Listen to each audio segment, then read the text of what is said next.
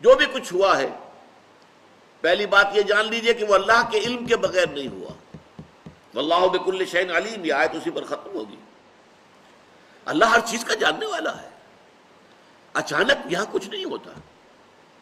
یہ اندھا بہرا مادہ جو ہے یہاں پر اس کی کار فرمائی نہیں ہے، در حقیقت فیصلہ اللہ کا چل رہا ہے.